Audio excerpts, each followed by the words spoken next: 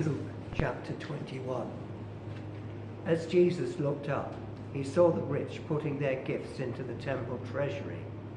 He also saw a poor widow put in 2 very small copper coins. "Truly I tell you," he said, "this poor widow has put in more than all the others.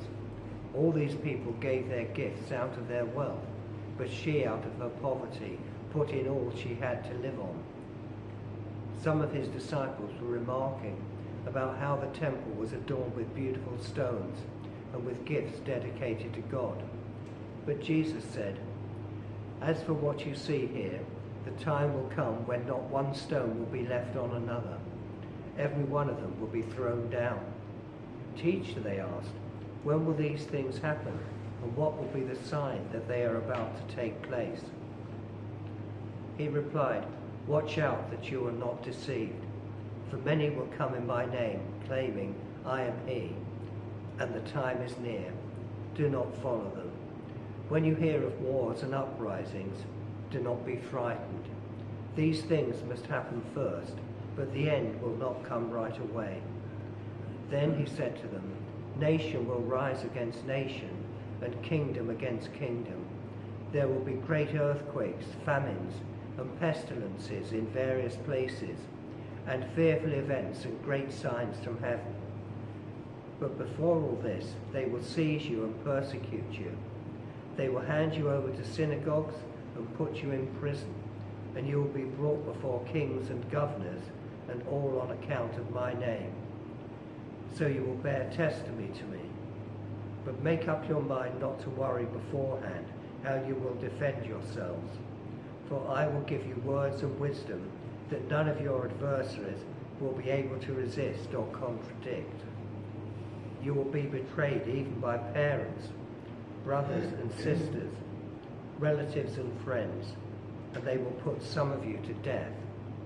Everyone will hate you because of me, but not a hair of your head will perish. Stand firm, and you will win life. When you see Jerusalem being surrounded by armies, you will know that its desolation is near. Then let those who are in Judea flee to the mountains. Let those in the city get out, and let those in the country not enter the city. For this is the time of punishment and fulfillment of all that has been written. How dreadful it will be in those days for pregnant women and nursing mothers.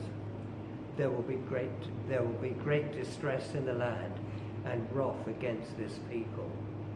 They will fall by the sword and will be taken as prisoners to all the nations.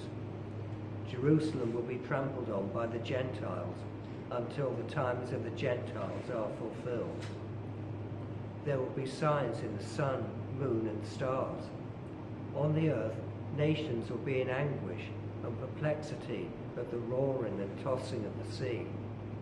People will faint from terror, apprehensive of what is coming on the world, for the heavenly bodies will be shaken. At that time they will see the Son of Man coming in a cloud with power and great glory. When these things begin to take place, stand up and lift up your heads, because your redemption is drawing near." He told them this parable: "Look at the fig tree and all the trees. When they sprout leaves, you can see for yourself and know that summer is near. Even so, when you see these things happening, you know that the kingdom of God is near. Truly, I tell you, this generation will certainly not pass away until all these things have happened. Heaven and earth will pass away, but my words will never pass away. Be careful, or your hearts will be weighed down with carousing, drunkenness, and the anxieties of life, and that day will close on you suddenly like a trap. But it will come on all those who live on the face of the whole earth. Be always on the watch, and pray that you may be able to escape all that is about to happen, and that you may be able to stand before the Son of Man." Each day Jesus was teaching at the temple, and each evening he went out to spend the night on the hill called the Mount of Olives. And all the people came early in the morning to hear him of the temple.